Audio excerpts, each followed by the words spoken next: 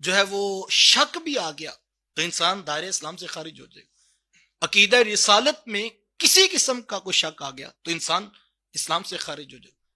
تو جس طرح یہ دو عقیدے ہم اس پہ یقین رکھتے ہیں کہ عقیدہ توحید اور عقیدہ رسالت کے حوالے سے ہمارے دل میں کوئی شکوک و شبہات نہیں، عام شخص کے پاس اس طرح کے دلائل نہیں ہے جو ایک عالم کے پاس موجود ہے، لیکن کبھی بھی ایک عام شخص کے دل میں جو وہ اس عقیدے کے حوالے سے اللہ محفوظ فرمائے تو کبھی ایسا نہیں ہوا کہ اس کے دل میں کوئی کھٹک آئے، کوئی اس کے دل میں شک گزرے، کوئی گمان گزرے، یا اس نے بطور تحقیق ہی لیا ہو کہ چلو میں دیکھتا ہوں یہ شاید کوئی بات اور ہو۔ کیوں؟ یہ ایک مومن کا یقین ہے کہ حضور ہی آخری نبی ہے۔ تو جس طرح یہ دو عقیدے ہمارے پختہ ہیں، سیم اسی کیٹیگری میں ہمارا یہ تیسرا عقیدہ بھی پختہ رہنا چاہیے۔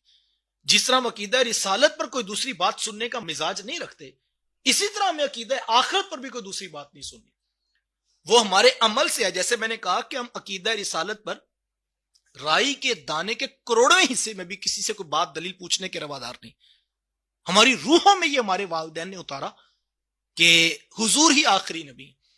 علماء سے ہم نے پوچھا، اہل علم نے ہم نے بتایا، تو ہمیں یقین آ گیا، ہماری روحوں میں یہ بات اتر چکی ہے، کسی معنی میں کسی مفہوم میں اس پر کوئی بات نہیں ہو سکتی۔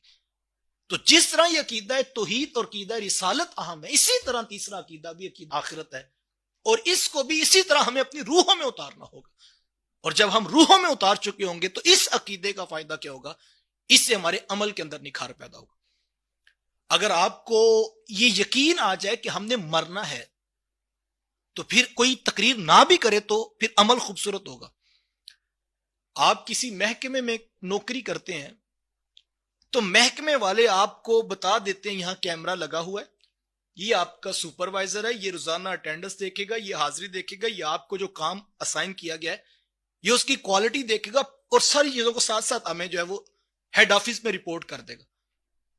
تو کسی ایک دن وہ سپروائزر سر پہ نہ بھی ہو تو آپ کو پتا ہے میں نے حساب تو شام کو دینا ہے، ابھی تو میرا سپروائزر 2 گھنٹے لیٹ آ رہا ہے، 5 بجے جب جاؤں گا تو مجھے رپورٹ تو پیش کرنی پڑے گی۔ یہ جو سارے عمل میں نکھار آ رہا ہے یہ کیوں آ رہا ہے؟ آپ کو پتا ہے ایک شخص ہے جس نے مجھ سے پوچھنا ہے اور مجھے 5 بجے چھٹی نہیں ہوگی جب تک میں اپنا سارا حساب دوں گا نہیں۔ یہاں بینکوں کے اندر دیکھتے ہیں، میں نے کسی دوست سے پوچھا، وہ کہنے لگے کہ میں تو بینک کی نوکری کرتا ہوں۔ میں کہا آپ کی تو موج ہوگی، صبح 9 بجے گئے 5 بجے چھٹی۔ وہ کہتے نہیں 5 بجے آپ کے سامنے چھٹی ہوتی ہے، ہم تو کہیں 8 9 10 بجے واپس آتے، اور اصل تو ہماری نوکری شروع اس وقت ہوتی ہے جب 5 بجے لوگ چلے جاتے ہیں، پھر ہماری اصل جاب شروع۔ میں نے کہا وہ کیسے؟ وہ کہتے سر جتنی دن کی انکم اور رقم ہمارے پاس آئی ہوتی ہے، ہم جب تک شام کو اس کو ٹیلی کر کے حوالے نہ کر دیں ہمیں چھٹی نہیں ہو سکتی۔ تو جس کو پتا ہے 5 بجے کے بعد 9 بجے تک میں نے حساب دینا ہے تو پھر میں نے جانا ہے، تو مجھے بتائیں بھلا وہ 9 بجے سے لے کر 5 بجے تک غفلت سے بیٹھ سکتا ہے؟ اس کو پتا ہے شام مجھ سے حساب لینا ہے اور میں نے پھر صبح 9 بجے بیٹھنا ہے۔ تو سارا دن اس کی جان ہتھیلی پہ ہوتی ہے، وہ چائے کا کپ بھی پوری توجہ سے نہیں پیتا، وہ کھانا بھی پوری توجہ سے نہیں کھاتا، اس کو پتا ہے۔ اور 9 بجے جب وہ حساب دے کے فری ہوتا ہے پھر وہ چین کی نیند آ کے سوتا ہے کہ آج ساری رقم اور سارے پیسے میں نے جو سارا حساب و کتاب صحیح طریقے سے واپس کرتا ہے۔ یہ چیک اینڈ بیلنس کا وہ طریقہ ہے جو ہمیں ساری زندگی ہر روز ہر لمحے نصیب ہوتا ہے، تو ہمارا عمل بہتر ہو جاتا ہے، اس کو عقل قبول کرتی ہے۔ تو قرآن نے وہ تیسرا عقیدہ جو دیا ہمیں عقیدہ ہے، اور ان تینوں عقائد کے اندر آپ خوبصورتی دیکھیں۔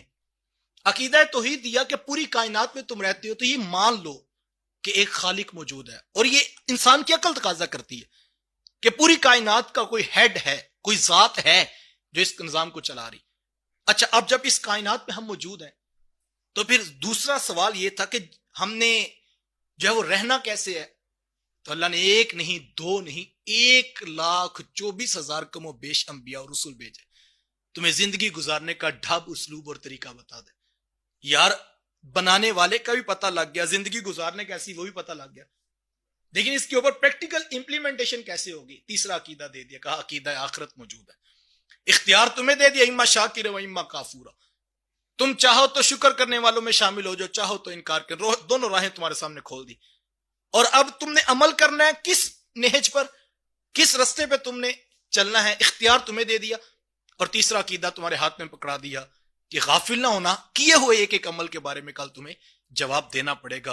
اور یہ عقیدہ آخرت جس کا مضبوط ہوتا ہے اس کے اوپر کوئی جو ہے وہ باز پرس کرنے والا بظاہر نظر نہ بھی آ رہا ہو،